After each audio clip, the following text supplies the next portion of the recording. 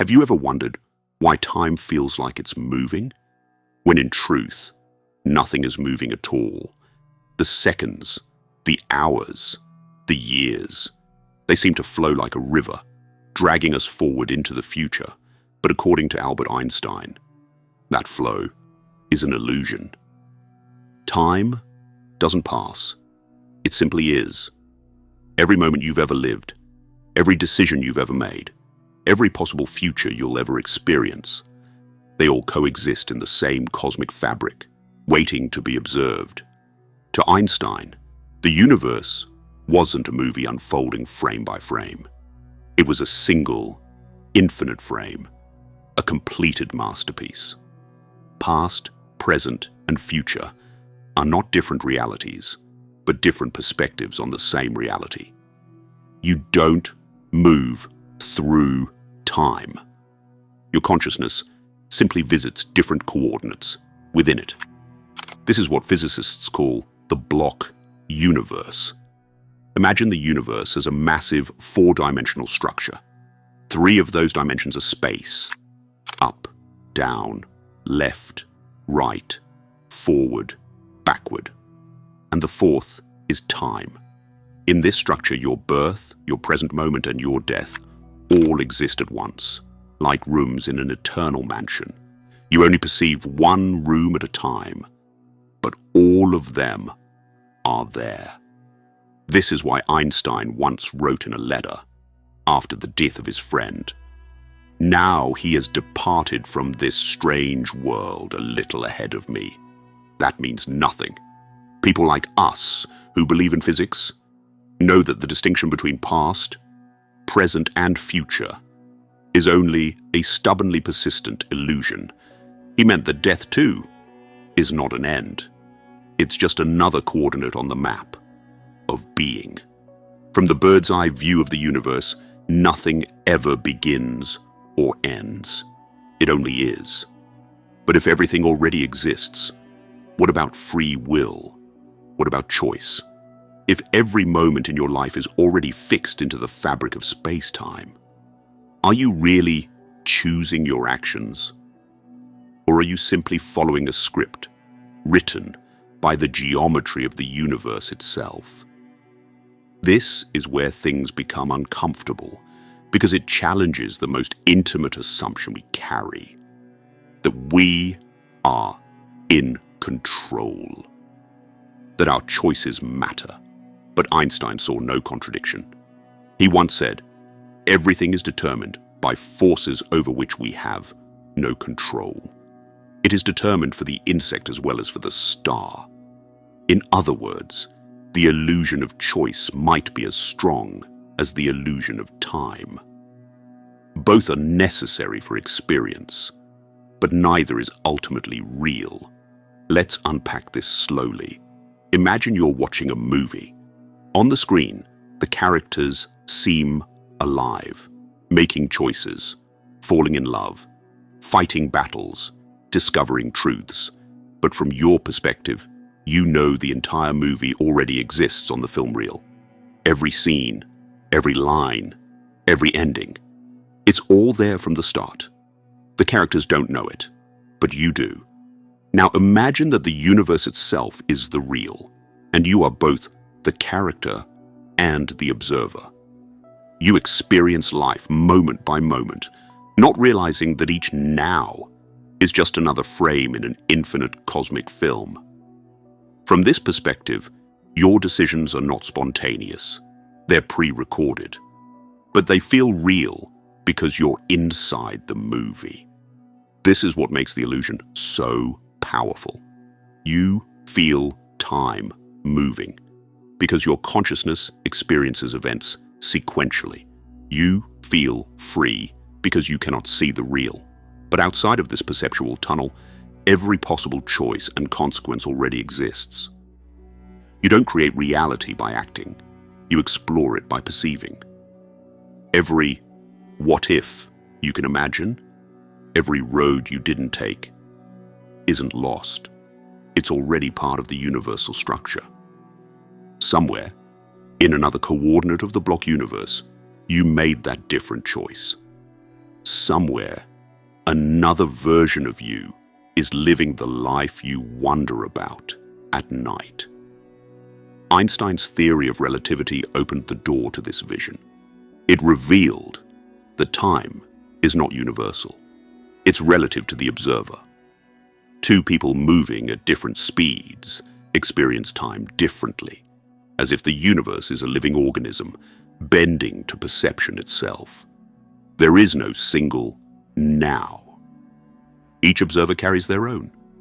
This shattered the idea of an objective present moment. If now depends on where and how you move, then now is not a universal truth. It's a point of view. The deeper implication? The universe doesn't care about your clock or your calendar. From its perspective, every event, past, present, and future, is equally real. This means you are not traveling through time like a train moving along a track. You are the track, and every station already exists. Your life doesn't unfold. It's already unfolded. Your consciousness merely lights up each moment like a flashlight, scanning across an eternal landscape. To move through time is to move through yourself. The universe is not happening.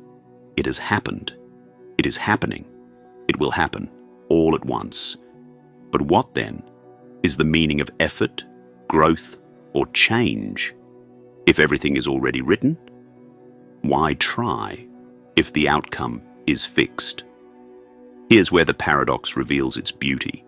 Even if everything exists, your awareness of it still evolves. You may not change the structure of time, but you can change your position within it, your angle of perception. Free will may not be about altering the script, but about awakening to it. You are free not because you can change destiny, but because you can understand it. Imagine a painting, every color, every brushstroke already placed. The painting doesn't change, but the way you see it can. When you look closer, when you learn, when you evolve, you begin to see layers you missed before. You realize that meaning was always there. You were simply too blind to see it. That's how consciousness works within a block universe. We don't create reality. We reveal it. Enlightenment isn't escaping the structure. It's seeing it clearly. Einstein's friend, the philosopher Gödel, expanded on this idea with his own theories of time. He proposed that in Einstein's equations, there are solutions where time loops back on itself, worlds where you could, theoretically, return to your own past. This suggests that the structure of time is not linear at all, but circular, recursive, and interconnected. The past and the future aren't opposites. They're reflections. You could say that the future is just the past, remembering itself differently. This may sound abstract, but think of it this way. Have you ever felt déjà vu?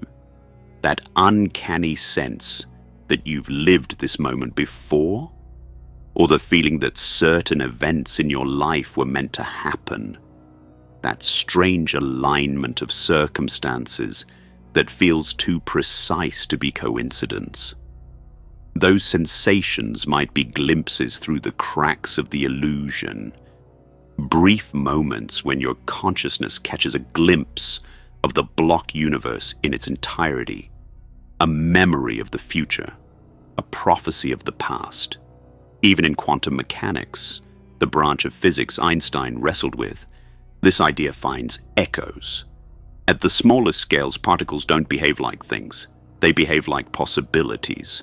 They exist in multiple states until observed, suggesting that the act of awareness itself is what crystallizes reality. But here's the twist. If time is an illusion, the observer and the observed are not separate. The moment of observation was always there, waiting for your consciousness to arrive. You didn't collapse the wave of probability. you fulfilled it.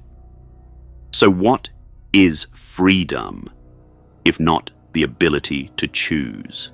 In a universe where everything already exists, freedom transforms from doing to being. You are not free to change reality. You are free to align with the truth of it. You are free to awaken to the totality of what already is. The prison was never the script. It was your identification with a single frame. When you realize that all moments exist simultaneously, life becomes less about chasing the future and more about experiencing the eternal now. Einstein's insight, then, is not just scientific, it's deeply spiritual. He often spoke of the cosmic religious feeling, a sense of awe at the rational beauty of the universe. To him, God was not a person watching over creation, but the order, harmony, and inevitability of the cosmos itself. God does not play dice, he famously said, rejecting the idea of randomness. But maybe what he meant was that the universe doesn't gamble. It knows. Everything that happens is an expression of a higher order, even chaos. You don't need to believe in fate as a mystical force. The geometry of reality itself guarantees it. This can be terrifying or liberating, depending on how awake you are. If you identify with your small self, the one who fears, plans, and clings to control, this truth can feel like a death sentence. You might think, if everything is predetermined, then nothing matters. But if you rise above that self, if you identify instead with the consciousness that perceives all this, the illusion becomes beautiful. You realize that you are not the one trapped in time. You are the one experiencing its theater. You are not a character in the film. You are the light that makes the film visible. Think of it like this. In the same way your body exists in space, your consciousness exists in time. You are located at a specific point within eternity, just as your body occupies a point within space. You can move through both, but neither truly moves through you. Your perception creates the feeling of flow, but the flow is only within awareness. This means that every joy, every tragedy, every lesson was always part of your being. Nothing is lost because nothing ever leaves the block universe. When people say everything happens for a reason, they often mean it in a comforting way. But perhaps the truth is deeper. Everything happens because it already happened. You're not moving toward your destiny, you are orbiting it. Every path leads to the same destination, understanding. You can resist or awaken, suffer or see. But in the end, you will realize that the entire story of your life was one moment stretched across eternity. Einstein's illusion of time isn't just a scientific curiosity. It's a mirror for how we live. We chase the future as if it were ahead of us, mourn the past as if it were gone, and forget that both are happening now. This is why so many spiritual traditions, from Buddhism to Sufism, emphasize the present moment as the only reality. When you truly understand that time doesn't flow, the future stops being a threat and the past stops being a wound. You realize that eternity is not infinite duration, it's infinite depth. So what about morality, responsibility, purpose? If everything is written, what is the point of striving to be good, to love, to create? The answer is simple but profound, because that is who you are written to be. The desire to love, to seek truth, to act with courage, isn't optional. It's part of your nature as consciousness evolving through form. Even in a fixed universe, growth is real, because awareness expands. The script is written, but the actor still performs it. And in that performance, meaning is born. Perhaps free will isn't about writing your story, but about how you read it. You can read it in fear, blaming fate for every line you dislike. Or you can read it in awe, recognizing that even pain was part of the poetry. Einstein once said, "The most important decision we make is whether we believe we live in a friendly or hostile universe." That choice, the lens through which we interpret existence, might be the only real freedom we have. And maybe that's enough. Because even if time is an illusion, the love you feel, the beauty you witness, the wonder that fills you when you look at the stars, all of it is as real as anything can be. It's the universe awakening to itself through you. You are not separate from the cosmic design. You are the awareness through which it experiences its own perfection. So next time you look at the clock, remember, it's not ticking. The hands are still. The movement is yours. The past isn't behind you, and the future isn't ahead. Everything that ever was and ever will be is right here, waiting to be seen. Time is the canvas. You are the observer. And reality is the eternal masterpiece that never needed to move, because it already is.